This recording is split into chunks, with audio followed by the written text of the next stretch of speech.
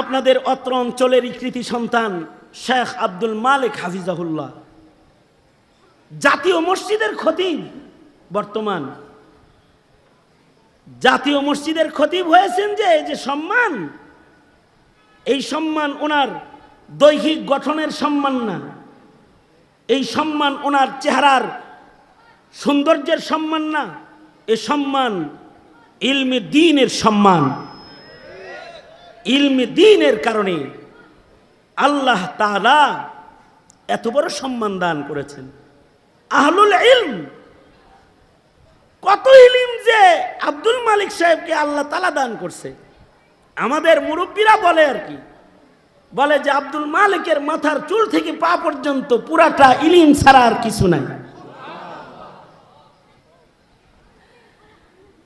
এটা আল্লাহর দান, আল্লাহ যাকে দিবে সে অর্জন করতে পারে। আপনাদের এই এরিয়ার একটা ছেলে হিফজ সম্পন্ন করেছে 49 দিনে, এরকম একটা খবর আমরা পাইছি। নোয়াখালী এই এলাকার একটা ছেলে মাত্র 49 দিনে হিফজুল কোরআন সম্পন্ন করেছে। আচ্ছা, 49 দিনে হিফজুল কোরআন সম্পন্ন করা, আওয়াজ বাড়াও, আমার কষ্ট হইতেছে। 49 দিনে হিফজুল কোরআন সম্পন্ন যে করল, এটা কি নিজের ব্যক্তিগত শক্তিতে করেছে নাকি আল্লাহর নিয়ামত, আল্লাহর দান?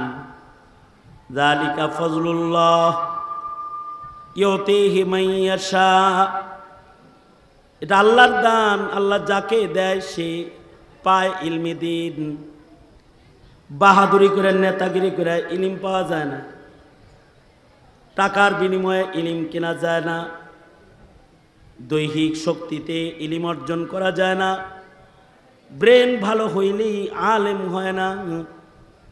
ইলম আল্লাহর নূর, আল্লাহ পাকের সিফাত, আল্লাহ যাকে দেয় সে পায়।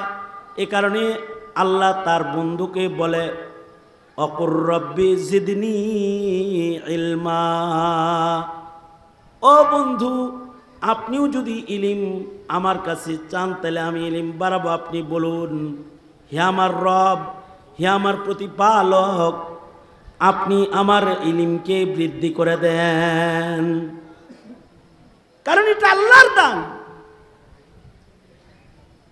আমি এক জায়গায় পাগড়ি দিতে গেছি, তো ছোট একটা বাচ্চা ও পাগড়ি নিতে আইছে, তখন ওর নাকের পানি পড়তেছে, নাকের পানি খালি টানাটানি করতেছে। তো আমার কাছে আসলে আমি ওকে বললাম, হ্যাঁ আমি এই কথা বলতে পারি।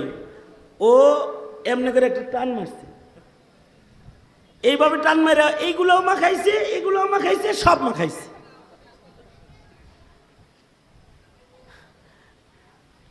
আমি নিজের হাতে টিস্যু দিয়ে ওর ওইগুলো মুইসা ওরে পাগড়ি দিয়ে দিলাম। হাফিজ সাহেবকে জিজ্ঞাসা করলাম, হাফিজ সাহেব এর তো ন্যূনতম সদবোধ নাই, এই বাচ্চা পাগড়ি দিলেন, ইয়াদ আছে তো? তো হাফিজ সাহেব বলে 17 জনরে যে পাগড়ি দিছেন এর ভিতরে সবচেয়ে ভালো ইয়াদ হইল ওর। বিনা লোকমায় যদি কেউ কোরআন শোনাইতে পারে এখন, তাহলে ও শোনাইতে পারবে। বয়স তো 9-8, কিন্তু তার কল্পটাকে আল্লাহ তাআলা লৌহে মাহফুজ বানাইছেন। আল্লাহর দান, আল্লাহ দিছেন। কাউকে কাউকে আরো আজব ইলম দান করেন আল্লাহ তাআলা। হানাফি মাযহাবের একজন ইমাম, ইমামে মুহাম্মদ রহমতুল্লাহি আলাইহি, উস্তাদের কাছে যায় বসছেন। ইমামে আজম আবু হানিফা রহমতুল্লাহ আলাইহি বললেন, মুহাম্মদ কোরআন মুখস্থ করছ, ক্লাসে যে বসছ? কয় না। কয় যাও, হাফেজ হওয়া ছাড়া ক্লাসে বসার অনুমতি নাই, হিফজ সম্পন্ন করো আগে। 7 দিন পরে আবার বয়ে রয়েছে। বলে মুহাম্মদ কোরআন কি মুখস্থ হয়েছে? ইমাম মুহাম্মদ বলে শুধু মুখস্থ হয়েছে তা না, মারে শুনে আসছি বিনা লোকমায়, 7 দিনের মাথায় আবার এসে দরসে হাজিরা দিয়েছেন। আল্লাহ তাআলা ইমাম মুহাম্মদকে এমন ইলম দান করেছেন যে ওনার সিয়ারে সগীর, সিয়ারে কবির, ওনার লিখিত কিতাব পড়ার পরে উম্মতের আলেমরা বলেছে আল্লাহ তাআলা কোরআনের পরে যদি কোনো কিতাব জমিনে নাজিল করতেন তাহলে ইমাম মুহাম্মদের ফাসাহাত বালাগাত সজ্জিত ভাষায় নাজিল করতেন। এই যে এত ইলম, এই ইলমের কারণে সম্মানটা কি? ইমাম মুহাম্মদের ইন্তেকালের পরে এক বুজুর্গ স্বপ্নে দেখতেছেন ইমাম মুহাম্মদ জান্নাতে ঘুরতেছেন। জিজ্ঞাসা করলেন, আল্লাহ তাআলা আপনার সাথে কি মুআমালা করছে? ইমাম মুহাম্মদ বললেন, আলহামদুলিল্লাহ, আমার সাথে আল্লাহর মুআমালা অনেক সুন্দর। কি কারণে এত সুন্দর মুআমালা আপনার সাথে হলো? ইমাম মুহাম্মদ বলেন যে আল্লাহ আমাকে বলছে, কষ্ট করে ইলম শিখছিল তো, ইলমের কারণে মাফ করে দিলাম। তুমি যে ইলম শিখেছো এ কারণে তোমাকে ক্ষমা করে দিলাম। মুসনাদে আহমদের রিওয়ায়াত, কোন আলেম, হাফেজ আলেম বা আমল যদি মইরা যায় আর আলেমকে যখন কবরে নামানো হয় তো আল্লাহ তাআলা কবরের মাটিকে নির্দেশ করতে থাকেন, সাবধান, তোর পেটে কিন্তু আমার মুনতাখাব নির্বাচিত মানুষ আসছে, যার সিনার ভেতরে আমি ইলম সংরক্ষণ করেছি। এর মাটি তার লাশ কিন্তু খাইস না। গুলো তুলে ধরেছেন এবং এই প্রাণীবিজ্ঞানের বই লিখে এখনকার প্রাণীবিজ্ঞানওয়ালারা এটা তো তাওহীদ নষ্ট করে। আর কামাল উদ্দিন দমিরি যে হায়াতুল হাইওয়ান লিখেছেন এটা দিয়েও তাওহীদ শিখাইছেন। দেখছো আল্লাহ কি বানাইতে পারে, আল্লাহর কুদরত শিখাইছেন। যেমন হায়াতুল হাইওয়ানের মধ্যে কবুতরের বর্ণনা আছে। কবুতরের একটা স্বভাব হলো, কবুতর সে বাচ্চা ফুটানোর পরে কবুতরের যখন ডিমের আবরণ থেকে তার বাচ্চাগুলা বের হয়, বাচ্চাগুলা বের হওয়ার পরে কবুতরের একটা স্বভাব হলো 3 দিন সে তার বাচ্চাগুলাকে পাহারা দেয়। 3 দিন বাচ্চার সাথে থাকে 3 দিন। এই 3 দিন কবুতরের আর খানা পিনা কোনো কিছু থাকে না, বাসার ভিতর থেকে বাইরে হয় না। বাচ্চা হওয়ার পরে 3 দিন এই বাচ্চা লয়ে থাকে। এখন প্রশ্ন হলো, এই আওয়াজ বাড়াও ভিতরে, এই মাইকেল আওয়াজ বাড়াও ভিতরে, ভিতরে আওয়াজ বাড়াও। প্রশ্ন হলো যে বাচ্চা যে 3 দিন কবুতর পাহারা দিল, এই 3 দিন কবুতর বাচ্চাকে কি করেছে? এমন তো না বিষয় যে কবুতরেরও দুধ আছে, কবুতর তার বাচ্চারে দুধ খাওয়াইছে। কি কবুতর তো আর তার বাচ্চারে দুধ খাওয়ায় নাই। কবুতর করলোটা কি এই 3 দিন? কামাল উদ্দিন দমিরি রহমতুল্লাহ আলাইহি আজব তথ্য বলেছেন। উনি বলেন কবুতর এই 3 দিন কবুতরের বাচ্চার পাকস্থলীকে খুলেছে, অর্থাৎ কবুতরের জন্মের পরে তার পাকস্থলী টিউবের মতো এরকম লেগে থাকে। যদি এই পাকস্থলীকে খোলা না হয় খানা ভিতরে ঢুকবো না। পাকস্থলীটা খুলবে কেমনে? এই 3 দিন মা কবুতর তার বাচ্চাগুলাকে মুখে শ্বাস দিয়ে দিয়ে তার পাকস্থলী ফুলাইছে বেলুনের মতো।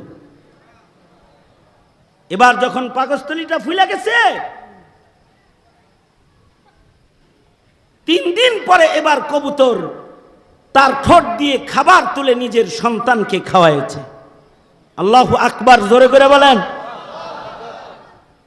প্রশ্ন হলো, কবুতর যে তার বাচ্চার পেটের পাকস্থলী বন্ধ থাকে, এই শিক্ষাটা কবুতর পাইল কোথায়? অথবা তার বাচ্চার পাকস্থলী যে এরকম লাগা আছে, এটা দেখলো কেমনে? সে তো আর আলট্রাসোনোগ্রাম করার জন্য কোনো প্যাথোলজিক সেন্টারেও বাচ্চা লয়ে যায় নাই, অথবা কোনো মেশিনের মাধ্যমে তার বাচ্চার পাকস্থলী সে দেখেও নাই। আর ফু দিলেই যে পাকস্থলী ফুলবে, এই ইলিমি বা তাকে কে দিল? নিশ্চয়ই অদৃশ্যে এমন একজন আছেন যিনি কবুতর পিপিলিকা সহকারে সকল মাখলুককেও জ্ঞান দান করেন, ইলিম দান করেন, কোনো শিক্ষাঙ্গন ছাড়া, কোনো মাধ্যম ছাড়া। এমন একজন সত্তা আছেন। তিনি কে? তিনি হলেন আল্লাহ। অর্থাৎ প্রাণীবিজ্ঞান পড়ায়াও প্রাণী বিজ্ঞানের ফাঁকে তাওহীদ চিনাইতেছে, আল্লাহ চিনাইতেছি। তাওহীদ চিনে শুধু আল্লাহকে চিনলেই হয় না, আল্লাহ পর্যন্ত তো বান্দার পৌঁছতে হবে। এ কারণে আল্লাহ তাআলা নবীদের কাছে ইলমের নূর নিয়ামত দান করেছেন, যে ইলমের আলোয় আলোয় আলোয় আলোয় বান্দা আল্লাহর কাছে পৌঁছতে পারবে। আল্লাহ পাকের মারেফত করাইছেন পয়গম্বররা, আল্লাহর কাছ থেকে তাওহীদ নিয়ে এসেছেন, আর পয়গম্বররা ইলম নিয়ে আগমন করেছেন। ইলমের দ্বারায় মহান আল্লাহ পর্যন্ত পৌঁছার রাস্তা দেখাইছেন। সকল নবীরাই আহলুল ইলম, নবীদেরকে আল্লাহ তাআলা আলাদা ইলম দান করেছেন। কবুতরকে যে মাওলায় পাকস্থলী খোলা শিখাইছেন, নবীদেরকে আল্লাহ তাআলা উম্মতের কলব খোলা শিখাইছেন, ইলম দান করেছেন। সব নবীরা যুগে যুগে পৃথিবীর সমান। আমি আপনাদের এলাকায় আসি কম, কারণ আমি অসুস্থ রোগী, তো লম্বা সফর আমার মুশকিল। আপনাদের সাথে খাতির কম, আপনারা সুবহানাল্লাহ কইতে চান না। না জানি এই এলাকার অবস্থাই এই যে একজন মূর্তির মতো বসে বয়ান করব, কেউ নাউজুবিল্লাহ কহবো না, সুবহানাল্লাহ বলবেন, আমি এটাও জানি না, কারণ খুব বেশি আসি না যে। তো কমাস কম আপনারা যে কথা শুনতে পাইতেছেন বা শুনতেছেন, আমাকে বুঝতেছেন, একটু হাত তোলেন তো। এক হাত বুঝতেছেন না পুরাপুরাই বুঝতেছেন? হ্যাঁ, দুনো হাত তোলেন। তাহলে নাড়াচাড়া দেন দেখি, জবান খুলে আওয়াজ করে বলেন সুবহানাল্লাহ। আরেকটু জোরে করে বলেন সুবহানাল্লাহ, আলহামদুলিল্লাহ, লা ইলাহা ইল্লাল্লাহ।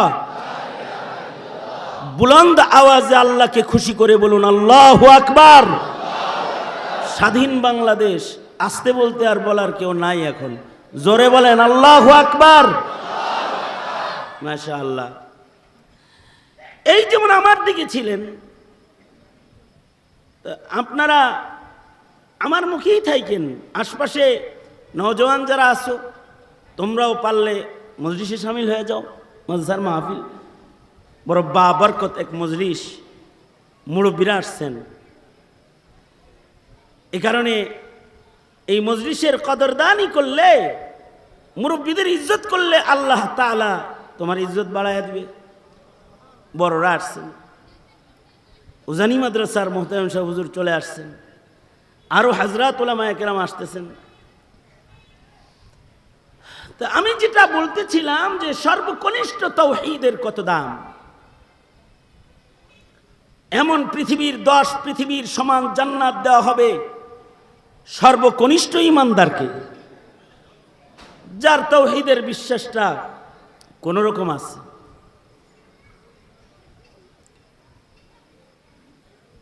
তাওহীদ অনেক মূল্যবান জিনিস। তাওহীদ যাদের নষ্ট হয়ে যায়, ঈমান যাদের নষ্ট হয়ে যায়, তাদের সব শেষ হয়ে যায়। এ কারণে ঈমানের শিক্ষার চাইতে দামি শিক্ষা, তাওহীদের শিক্ষার চাইতে দামি শিক্ষা আর নাই। সবচেয়ে দামি শিক্ষা হলো তাওহীদের শিক্ষা। যে বাবা তার সন্তানকে ডক্টর বানাইছে, ইঞ্জিনিয়ার বানাইছে, তাকে বড় অফিসার বানাইছে, কিন্তু তাকে তাওহীদ শিখায় নাই, সে তার সন্তানটাকে দোজখে ফেলছে।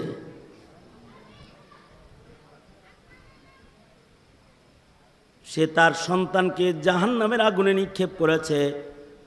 এ কারণে অভিভাবকের জিম্মা হলো সন্তানকে ঈমান শিক্ষা দেওয়া, তাওহীদ শিক্ষা দেওয়া। কারণ তাওহীদ ছাড়া, ঈমান ছাড়া জান্নাতে যাওয়ার কোনো উপায় নাই।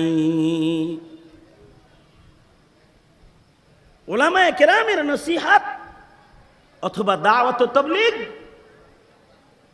অথবা পীর সাহেবের খানকাহ, এখানে এক নম্বর কাজ হলো তাওহীদ।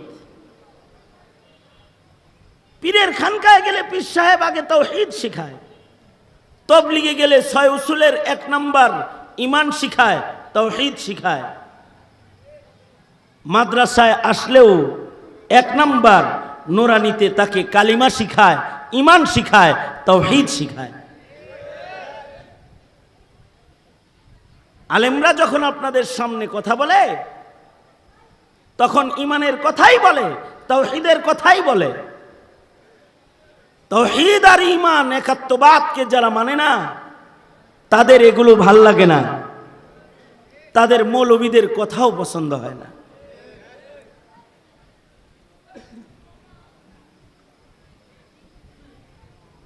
সরকারি শক্তি নিয়ে আপনার সন্তানের তাওহীদ নষ্ট করার মেহনত বিগত দিনের সব সরকার করেছে।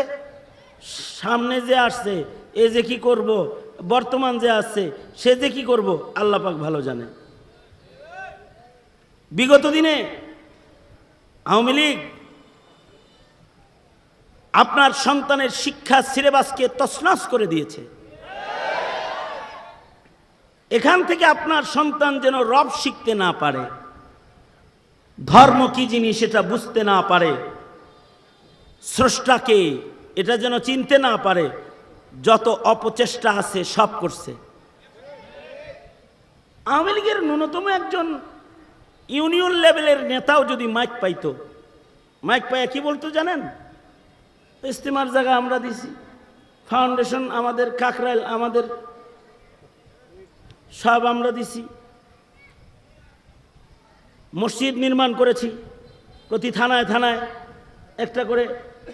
আর আমার নেত্রী তাহাজ্জুদ ডেলি পড়ে, সকালবেলায় ৫ পারা কোরআন শরীফ পড়ে, ইশরাকের নামাজ না পড়ে উঠে না, উনি পর্দা করে, পট্টি পড়ে, আবৃত চলাফেরা করে। উনার মতো আল্লাহওয়ালা মানুষ হয় না। রাবিয়াতুল বসরি এগুলা বলতো। কিন্তু জ্বর কেটেছে, জ্বর কেটেছে। এদেশের শিক্ষা সিলেবাসকে তছনছ করে ন্যূনতম ধর্ম শিক্ষা যেটা স্কুল কলেজ ইউনিভার্সিটিতে ছিল সেগুলোকে কাটছাট করে সব সরাইছে, নাই এখন।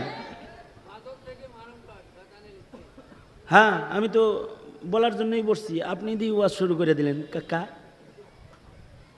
আমাদের সন্তানরে ডারউইনের ভ্রান্ত মতবাদ পড়াইলো, ট্রান্সজেন্ডার পড়াইলো, গোমাতা পড়াইলো, কিন্তু মহানবী চিনে অথবা আল্লাহ চিনে সে সব সরাইল। সঙ্গত কারণেই বর্তমান সমাজের মুসলমানের ভেতরে নাস্তিকের সংখ্যা বেশি, নাস্তিকের সংখ্যা বেশি। এক সময় গোটা দেশে নাস্তিক ছিল একটা দুইটা চারটা, এইগুলাও নাস্তিকতা কইরা দেশে টিকতে পারতো না। শাহজালালের দেশের নওজোয়ান মুজাহিদেরা ওদেরকে দেশ ছেড়ে যেতে বাধ্য করত, ওরা দেশ ছেড়ে দেশান্তর হয়ে থাকত। কিন্তু এই যে জমানা চলছে, এই জমানায় নাস্তিকদের পাওয়ার এত বেশি যে তারা দেশ চালায়। এ কারণে যারা ইমানের কথা বলবে তারা জেলখানায়, আর যারা ইমানকে ধ্বংস করার চক্রান্ত করে ওরা সংসদের চেয়ারে বসে উঙ্গুলি নাড়ায়, ওরা ওইখানে বসে থাকে। এই যে দ্বীনি অধঃপতন, দ্বীনি শিক্ষার অধঃপতন যেটা, এটার কারণে জমিনটা তো শাহজালালের, শাহ মাখদুমের, লাখো আউলিয়ার দেশ বাংলাদেশ। হাফিজি, পীরজি, শেখুল হাদিস, আল্লামা আজিজুল হক, মুফতি আমিনী, আহমদ শফি, জুনায়েদ বাবুনগরীর বাংলাদেশ। কিন্তু এই বাংলাদেশে নাস্তিকরা তাদের নাস্তিকতা, চাষাবাদের স্বপ্ন লালন করে। কাদিয়ানীরা তাদের কাদিয়ানিয়তকে প্রতিষ্ঠিত করার স্বপ্ন লালন পালন করে। আর মুমিন মুসলমানদের প্রতিনিধি যারা, তাদেরকে মসজিদের মিম্বরে আর মেহরাবের ভেতরে ভীতু সন্ত্রস্ত জীবনযাপন করার জন্য বাধ্যকর পরিবেশ ওরা কায়েম করছে। একটা জায়গায় হিট করে, সেটা হলো মুসলমানের শিক্ষাকে তারা বরবাদ করে দিয়েছে। তারা যেন তাওহীদ না চিনে, তারা যেন রিসালাত না চিনে, তারা যেন ইসলাম না চিনে, এই অপচেষ্টা তারা করতেছে। সুতরাং নিজের সন্তানকে যদি মুমিন বানাইতে হয়, আর তার ইমান যদি কবরে নেওয়ার মতো ইমান যদি তাকে উপহার দিতে হয়, তবে এক নাম্বার কাজ হলো নবীরা যে তাওহীদের বার্তা নিয়ে আগমন করেছেন, সন্তানকে ওই তাওহীদ শিক্ষা দেওয়া। যে কোনো কাজে, যে কোনো আমলে, যে কোনো সময়ে সব কিছু তার রব স্মরণ করায় দেওয়া। খানা খাওয়াইতেছে, বলানো, বলো বিসমিল্লাহ। তোমার কিছু লাগবে তো তাওহীদ শিখো। বাচ্চা খাবার চায় তো কয় আল্লাহর কাছে চাও, নামাজ পড়ো, দোয়া করো। এরপরে মা খানা নিয়ে দিয়া কয়, বলো কে দিল খানা? আল্লাহ দিছে। এভাবে তাওহীদ শিখাইছে। আর ব্রাক আশা এসে শিক্ষা চালু করেছে আমাদের কচি কচি মুসলিম ঘরের বাচ্চাদেরকে। ওরা চকলেট দিয়ে বলে, বলো তো চকলেট কে দিছে? আল্লাহ দিছে না আপা দিছে? বলো আপা দিছে। কে দিছে? আমি দিলাম। বলো আপা দিছে। তার মানে একেবারে বীজ থেকে, জড় থেকে তাওহীদ নষ্ট করার চক্রান্তে ওরা লেগেছে। আপনাকে সচেষ্ট হতে হবে তাওহীদ রক্ষা করার, সন্তানের তাওহীদ যেন নষ্ট না হয়ে যায়। আমাদের আকাবিররা, যেমন এখনকার প্রাণীবিজ্ঞান, এই জমানার প্রাণীবিজ্ঞান পড়লে তাওহীদ নষ্ট হবে, আল্লাহ বিশ্বাস নষ্ট হবে। ওই যে নিজেরে আল্লাহর বান্দা মনে না করে মনে করবে আমি বান্দরের বাচ্চা, ডারউইন। এই প্রাণীবিজ্ঞানের শিক্ষা কি? এই প্রাণীবিজ্ঞানের শিক্ষা হলো যে তুমি একটা বান্দরের বাচ্চা, এটা হলো শিক্ষা। প্রাণীবিজ্ঞান কিন্তু আমাদের বুজুর্গরাও লিখেছেন, প্রাণীবিজ্ঞানের উপরে কিতাবও আমাদের আকাবিররা লিখেছেন। যেমন কামালউদ্দিন দমিরি রহমতুল্লাহ আলাইহি প্রাণীবিজ্ঞানের উপরে কিতাব লিখেছেন, হায়াতুল হাইওয়ান। কিতাবের নাম হায়াতুল হাইওয়ান। হাইওয়ানাতের বিষয়ে উনি কিতাব রচনা করেছেন। কোন মাখলুককে আল্লাহ তাআলা কি কি দিয়েছেন, কার ভেতরে কি আজব জিনিস আছে, কাকে কেমনে কি খাসলত দিছেন, সব খাসলত আয়োজনে আয়োজিত মহতী বার্ষিক সম্মেলনের মোহতারাম সাদার, মোহতারাম সভাপতি, উপস্থিত হযরত বুজুর্গ উলামায়ে কেরাম, সম্মুখপানে সমবেত দিন প্রিয়, ইসলাম প্রিয়, দিনদার ইমানদার মুমিন মুসলমান ভাইরা,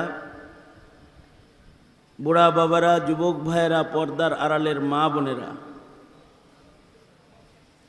বিশ্বজগতের মালিক, বিশ্ব প্রতিপালকের বিশ্ব দরবারে কালিমাতুশ শকর যে মহান রব্বুল আলামিন দয়া করে, মায়া করে, ভালোবেসে রহমতি বরকতি জান্নাতের টুকরা বাগানে উম্মতের ওলামায়ে দ্বীনদের মজলিসে মাদ্রাসার বার্ষিক সম্মেলনে আল্লাহ তাআলা হাজির হওয়ার তৌফিক দান করেছেন। এজন্য মালিকের দরবারে শকরগুজার হই, শুকরিয়া আদায় করি, কালিমাতুশ শকর পড়ি আলহামদুলিল্লাহ।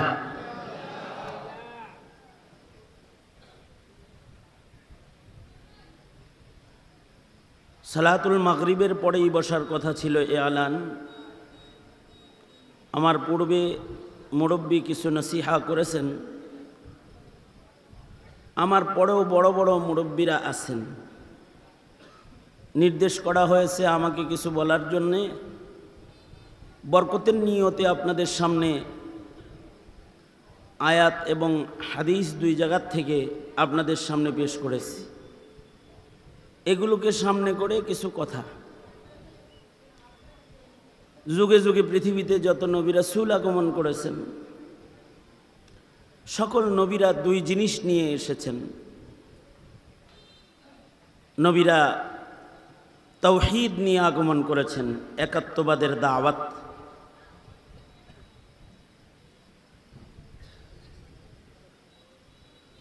দ্বিতীয় নাম্বার, নবীরা ইলমি দ্বীন নিয়ে আগমন করেছেন। মানুষ যখন বহুত্ববাদের দিকে ধাবিত, তখন একত্ববাদ নিয়ে, তাওহীদ নিয়ে, ঈমান নিয়ে নবীদের আগমন যুগে যুগে হয়েছে। অর্থাৎ নবীগণ আল্লাহ পাকের একাত্মবাদ প্রতিষ্ঠা করেছেন এবং আল্লাহ পাকের পরিচয়, আল্লাহ যে একজন আছেন, এইটা উম্মতের মাঝে এই তালিম পেশ করেছেন। মানুষ যখন বস্তুর পূজায় গুমরাহির ভেতরে নিমজ্জিত, বস্তুর পূজা করে, কেউ আগুনের পূজা, কেউ গাছের পূজা, নবীরা তখন আল্লাহ পাকের পরিচয় তুলে ধরে বহুত্ববাদ থেকে একাত্মবাদ, এক আল্লাহর গোলামি করার শিক্ষা দিয়েছেন। এরই ধারাবাহিকতায় আমাদের নবীজিও যখন পৃথিবীতে আগমন করেছেন, মক্কাতুল মুকাররমের কাবা ঘরের ভেতরে তখন ৩৬০টা মূর্তি। আল্লাহর নবী এক নম্বর কাজ, কওমকে তাওহীদের দাওয়াত দিয়েছেন। নবীজি ডেকে বলেছেন, কুলু লা ইলাহা ইল্লাল্লাহ, এই আরব জাতি তোমরা সবাই বলো লা ইলাহা ইল্লাল্লাহ তুফলিহুন, নাই কোনো মাবুদ এক আল্লাহ ছাড়া, রব একজন, তিনি আল্লাহ। এটা স্বীকার করো। যদি বলো লা ইলাহা ইল্লাল্লাহ, তাহলে সফল কাম হয়ে যাবা। তাওহীদ ও একাত্মবাদ, এটা যদি কেউ বিশ্বাসের সাথে মুখে একবার বলে, একবার তাওহীদ স্বীকারোক্তি দেয়, তাওহীদের এরও ফজিলত আছে। এ কারণেই আল্লাহর নবী নিজের চাচার মুখে তাওহীদ উচ্চারণ করানোর জন্য মেহনত করেছেন। আল্লাহর নবী নিজের চাচাকে বলেছেন, একবার বলেন লা ইলাহা ইল্লাল্লাহ। যদি আপনি একবার বলেন তো আমি আপনার জন্য শাফাআত করব, আশফাউ। অন্য বর্ণনায় আছে উহাজ্জু, আল্লাহর সাথে আপনাকে জান্নাতে নেওয়ার জন্য আমি বাড়াবাড়ি করব। শুধু মুখে একবার বলবেন লা ইলাহা ইল্লাল্লাহ।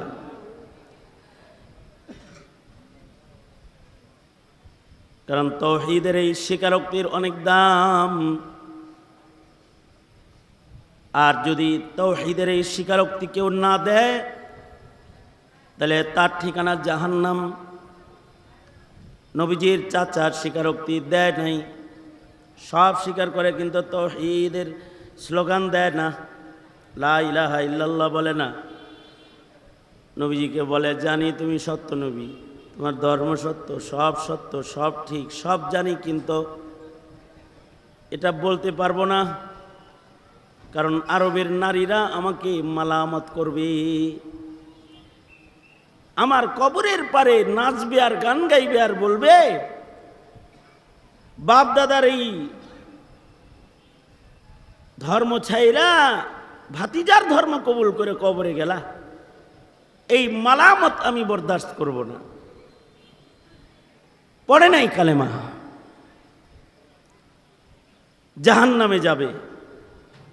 ইসলাম সত্য এটা মানত, নবীজি সত্য নবী তাও মানত, কোরআন সত্য তাও মানত, কিন্তু তাওহীদ উচ্চারণ করে নাই, লা ইলাহা ইল্লাল্লাহ মুখে বাইর করে নাই, দোজখের আগুনে নিক্ষিপ্ত, জাহান্নামে যাবে। এ কারণে আল্লাহর রাসূল সাল্লাল্লাহু আলাইহি ওয়াসাল্লাম মুসলিম ঘরে জন্ম নেওয়া বাচ্চা কথা বলা শিখলে তার মুখে আল্লাহ বের করার জন্য নবীজি উৎসাহ প্রদান করছে। বাচ্চা যখন কেবল মুখ খুলে তখন তার প্রথম শব্দ আল্লাহর নাম বের করা।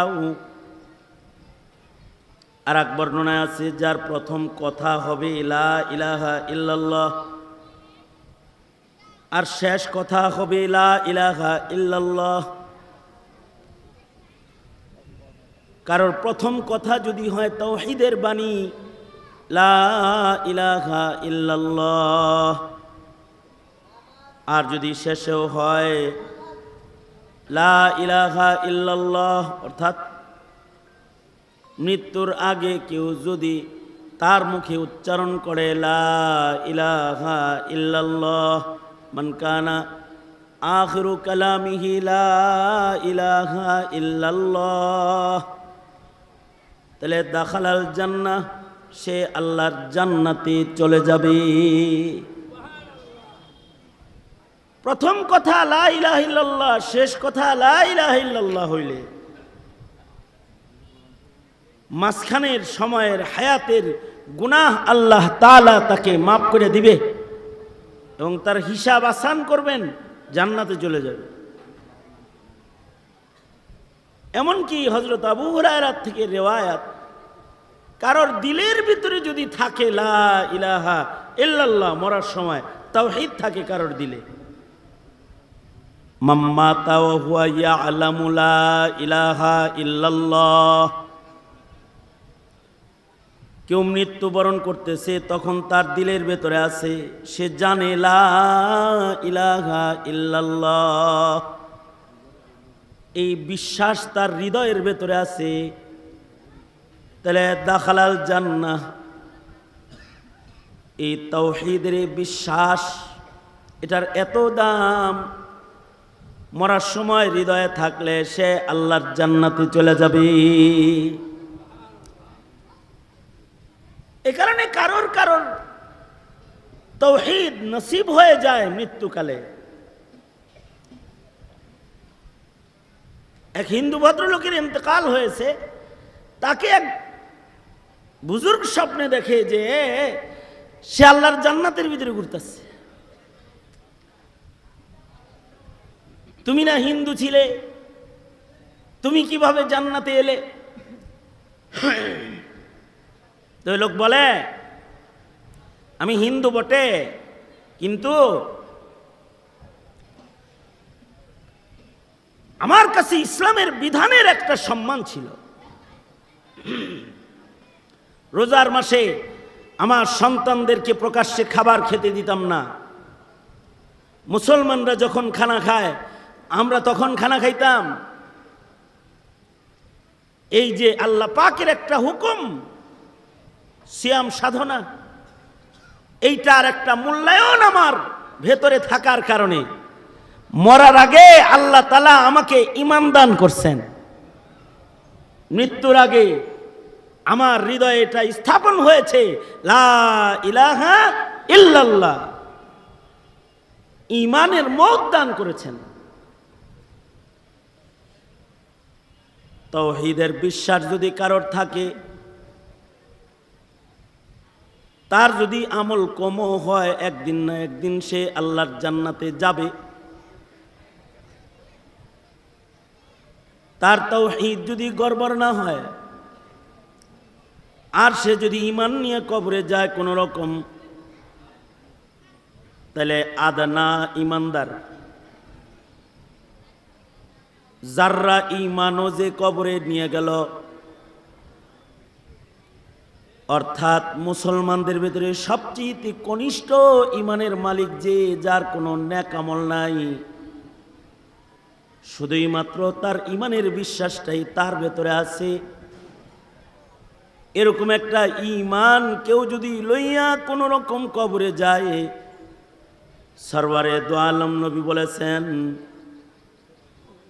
তাকেও আল্লাহ তাআলা এমন একটা জান্নাত দান করবেন, এই উম্মতের সর্বশেষ মুমিন যে আল্লাহর জান্নাতে প্রবেশ করবে, তার জান্নাতটা হবে এমন পৃথিবীর আমার বান্দার দেহ খাইস না।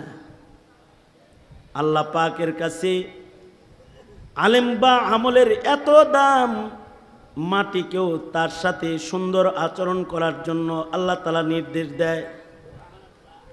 আলেমে বা আমল আল্লাহর কাছে এত দাম, ইন্নাল্লাহা ইয়াবআসুন নাসা ইয়াওমাল কিয়ামা সুম্মা ইউমাইয়িজুল উলামা ফায়াকুলু ইয়া মা'শারাল উলামা ইন্নী লাম আযা ইলমি ফীকুম লিউআযযিবাকুম ইযহাবু ক্বাদ গাফারতু লাকুম। ময়দানে মাহশারেও আল্লাহ তাআলা আলেমদেরকে সাধারণ পাবলিকের সাথে রাখবে না, আল্লাহ তাআলা আলেমদেরকে আলাদা করে দাঁড় করায় বলবে, এহে আলেমরা, তোমাদের সিনাকে ইলমের জন্য আমি নির্বাচন করেছিলাম, যাও, তোমাদেরকে ইলম দান করেছিলাম, এ কারণে আজকে তোমাদেরকে মাফ করে দিলাম, বিনা হিসাব তোমরা জান্নাতে চলে যাও। ইযহাবু ক্বাদ গাফারতু লাকুম। আলেমের সম্মান আল্লাহর কাছেও আছে, আলেমের সম্মান নবীজির কাছেও আছে। নবীজি আলেমদের সম্মান বর্ণনা করে গেছেন। এ কারণে সাহাবায়ে কেরাম ইলমের সম্মান করতেন। সাহাবায়ে কেরামের ভেতরে যে বড় আলেম, তাকে সবাই সম্মান করতেন। কেন? তার কাছে ইলিম আছে। ইলিম তো ওই ধন, যেহেতু তার কাছে ইলিম আছে, তার কাছে মারিফত আছে, সুতরাং ইন্নামা ইয়াখশাল্লাহা মিন ইবাদিহিল উলামা, আলেমরাই আল্লাহকে বেশি ভয় করে। তার কাছে যেহেতু ইলিম আছে, সুতরাং তার তাকওয়া কম না, তার তাকওয়া বেশি। আলেমের তাকওয়ার গ্যারান্টার হলেন আল্লাহ তাআলা নিজে। আল্লাহ নিজে বলেন ইন্নামা ইয়াখশাল্লাহা মিন ইবাদিহিল উলামা। এর মৌলিক কারণ কি? মৌলিক কারণ হলো আলেমের কাছে ইলিম থাকার কারণে আলেম চিনে বেশি আল্লাহকে। যে যারে চিনে বেশি, সে তারে মানে বেশি। এ কারণেই সাহাবায়ে কেরাম হযরত আবু বকর সম্পর্কে বলতেন, কানা আবু বকর আলামানা, আবু বকর আমাদের ভিতরে সবচেয়ে বড় আলেম। শুধুই মাত্র আবু বকর আমল বেশি, সোহবত বেশি তা না, ইলমও আবু বকরের বেশি। কানা আবু বকর আলামানা, আবু বকর আমাদের ভিতরে বড় আলেম, সিদ্দিক আকবর। আসল নাম তো আব্দুল্লাহ, আবু বকর কুনিয়াত। কেন? ওই আগে আগে মুসলমান হয়েছে আবু বকর, এবং আগে আগে জান্নাতেও যাবে, ইলমও বেশি, সবার আগে জান্নাতে যাবে। আবু বকরের তাকওয়াও বেশি, আবু বকরের ইলম বেশি। অথচ আবু বকর থেকে অধিক হাদিস রেওয়ায়াত না। রেওয়ায়াতে হাদিসে আবু হুরায়রা, ইবনে ওমর, ইবনে আব্বাস উনারা আগানো, কিন্তু হাদিসের রেওয়ায়াত কম, কিন্তু ইলম আসলে বেশি আবু বকরের। হযরত আবু বকরের ইলম বেশি, কিন্তু আবু বকরের চাইতে তো নবীজির ইলম বেশি।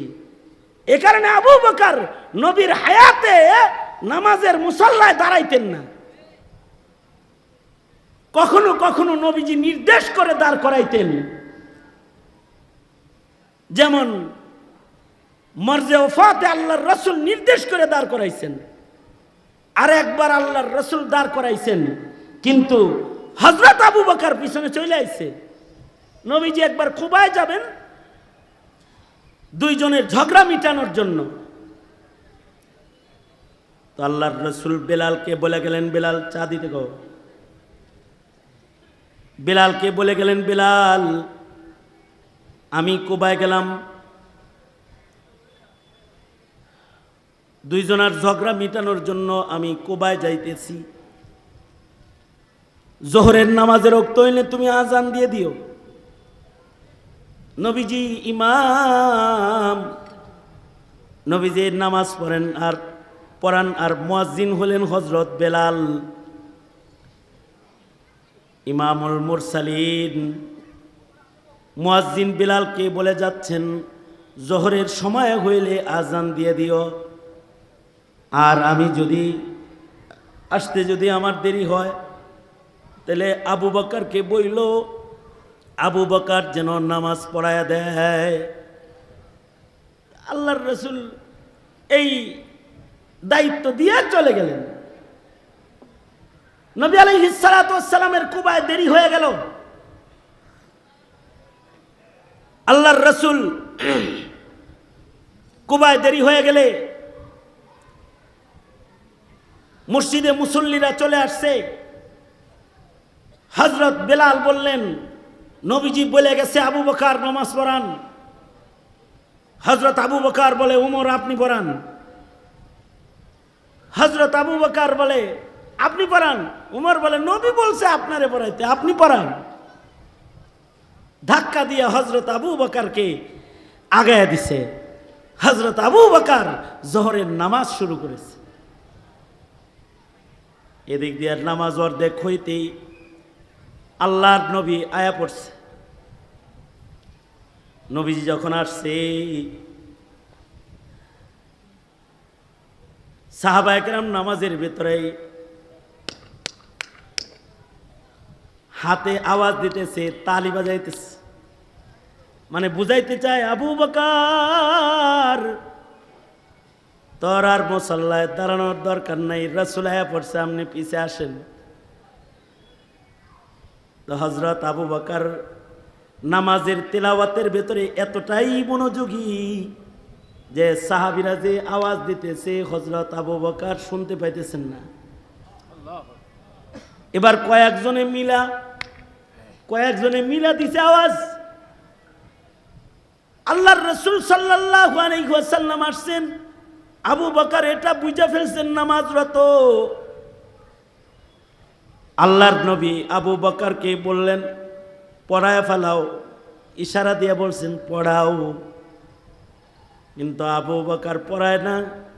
আবু বকর পিছনে এসে নবীজির জন্য মুসল্লা খালি করে দিয়েছে। আল্লাহর রাসূল নামাজের ইমামতি করলেন। নামাজের পরে আল্লাহর রাসূল সাহাবীদের কি বলে, তালি বাজাইলা কেন? আপনি আয়া পড়ছেন, এখন আপনার পিছে পড়বেন লেগে তালি বাজাইলা কেন? পুরুষরা যদি লুকমা দাও তাহলে তাকবীরের মাধ্যমে দিবা। যদি কিছু বলতে হয় ইমামকে তালি দিয়া বলবা না, হয় ইমাম সাহেব বলে ডাক দিয়া বলবা না, বলবা আল্লাহু আকবার, আল্লাহু আকবার। এ কারণে দেখবেন আমাদের ইমাম সাহেব যদি কোনো লুকমা দেয়, পেছনে যিনি জ্ঞান বুঝলা দাঁড়ানো থাকে তিনি বলে আল্লাহু আকবার। মহিলারা তাদের আওয়াজও যেহেতু পর্দা, আগের যুগে মাহরাম সহ মহিলারাও মসজিদে এক সময় আসতো, যার মাহরাম সহ আসার এজাজত ছিল সে আসতো। তো নবীজি ওই সময়ে বললেন যে নারীরা যদি লুকমা দেয় তাহলে নারীদের গলার আওয়াজও যেহেতু পর্দা, নারীরা আওয়াজ করবে, কিন্তু পুরুষরা আল্লাহু আকবার বলবা। কথা হলো আবু বকর যে সামনে গেলেন না, নবীজিকে দাঁড় করায় দিলেন কেন? আবু বকরের এটাও জানা আছে ইমামতের জন্য বড় আলেম যিনি সে অগ্রাধিকার। তাই বড় আলেম মুহাম্মদুর রাসূলুল্লাহ সাল্লাল্লাহু আলাইহি ওয়াসাল্লাম, যাকে উতিতু ইলমাল আউয়ালিন আল আখিরিনের নিসবত দান করা হয়েছে, তিনি পিছনে থাকবে, আবু বকর সামনে থাকলে নামাজই হইব না। তো হযরত আবু বকর নিজে পিছনে চলে আসছেন, আল্লাহর রাসূলকে সামনে বাড়ায়া দিচ্ছেন। এ কারণে আল্লাহর রাসূল বলছেন, এই আমার পিছনে বুজমানরা দাঁড়ায়ও, মাসলা জানো মাসাইল জানো তারা দাঁড়ায়ও, অর্থাৎ ইমামের পিছনে যে সে দাঁড়াইবা না। হযরত আবু বকরকে আল্লাহর রাসূল বললেন, আপনি বললাম পড়াইলেন না কেন? হযরত আবু বকর বলে, ডরে। আপনার সামনে আপনার উপরে কোরআন নাজিল হয়, আপনারই পিছে রাইখা কোরআন পড়া যায়? এ কারণে দেখবেন বড় আলেম আয়া পড়লে ছোট আলেমের কথা বন্ধ হয়ে যায়। শেখুল হাদিস আল্লামা আজিজুল হকের সামনে তার ছাত্ররা কথা বলতে পারে নাই, আবার তার ছাত্রদের সামনে তার ছাত্ররা কথা বলতে ভয় পায়, তাদের কথা বন্ধ হয়ে যায়, কারণ বড় আলেমের ইলমের একটা প্রভাব আছে। এটাও নবীর ওয়ারাসাত। আল্লাহর রাসূল সাল্লাল্লাহু আলাইহি ওয়াসাল্লাম বলেন, আমাকে রব দান করা হয়েছে। নবীজির ইলমের নবুয়তের রব ছিল মাসিরাতা শাহর, এক মাসের ঘোড়াদৌড়ের রাস্তা, মাসিরাতা শাহর। এক মাস ডানে বামে ঘোড়া দৌড়ায় গেলে যে পর্যন্ত যাওয়া যাবে ওই পর্যন্ত নবীজির প্রভাব পড়ে থাকতো। প্রত্যেকটা বড় আলেমের প্রভাব আছে। এই কারণে শাইখুল ইসলাম আহমদ শফির আলাদা প্রভাব ছিল, জুনায়েদ বাবুনগরীর আলাদা প্রভাব ছিল, পীর সাহেব উজানির আলাদা প্রভাব ছিল, আল্লামা আজিজুল হক রহমতুল্লাহি আলাইহির প্রভাব একরকম ছিল, মুফতি আমিনীর প্রভাব একরকম ছিল, জুনায়েদ বাবুনগরী রহমতুল্লাহি আলাইহির প্রভাব একরকম ছিল। ওনাদের যার যার মাকাম যেমন, তাদের প্রভাব জমিনে তাদের ইলমের কারণে তেমন ছিল। হ্যাঁ, এখনো আমাদের আলেম সমাজের কিছু আলেমের প্রভাব আছে, যে প্রভাব দিল্লি পর্যন্ত চলে যায়। দিল্লি থেকেও বলা হয় এগুলো আটকায় রাখো। সেই নির্দেশেই হাসিনা ফ্যাসিবাদ সরকার এদেশের হাজার হাজার আলেমকে জেলখানায় বন্দী করে রেখেছিল, আটকায় রেখেছিল। আলেমদের প্রভাব, কারণ এদের ইলমের, এদের হক হক্কানিয়তের, এদের ইমানের প্রভাবে দুশ্মনরা দমে যায়। সুতরাং একদল আলেম চলে যাবে, আর এক দল থাকবে, সেই দল এক সময় চলে যাবে, আর এক দল রাখতে হবে, রাখবেন আল্লাহ তাআলা। কিন্তু এই ইলমের সাথে যারা তাআবুনকারী হইয়া মহব্বতকারী হইয়া জড়ায়া থাকবে, তাদেরকেও আল্লাহ তাআলা মর্যাদা দান করবে। যারা ইলম শিখবে তাদেরও আল্লাহ তাআলা মর্যাদার মাকাম দান করবে। যারা ইলম শিখাবে তাদেরকেও আল্লাহ তাআলা মূল্যায়ন করবেন। এ কারণেই যাদের নসলে ইলম জিন্দা হবে তাদেরও মূল্যায়ন করবেন। হাফেজের মা বাবাকে নূরের তাজ পরানো হবে। কারণ কি, ইলমের সম্মানে মা বাবার সম্মান বেড়ে যাবে। এলাকাবাসী আপনারা যারা আছেন, খুশনসিব আপনাদের যে হাদিসের দর্শসহ একটা মাদ্রাসা, ইলমি মারকাজ আপনাদের গ্রামে আছে। যদি এটার খেদমত হয় তো ইলমের সম্মান করার কারণে গোটা এলাকার মানুষের নাজাতের জন্য এই মাদ্রাসা ময়দানে মাহশারে জরিয়া হয়ে যাবে। কারণ আলেম আর জাহেল দুইটা এক হতে পারে না। দুনিয়ার জ্ঞান দিয়া জাগতিক ভোগ বিলাসের সুবিধা ভোগ করা যায়, কিন্তু ইলমি দ্বীনের দ্বারাই আখিরাত নিশ্চিত করতে হয়।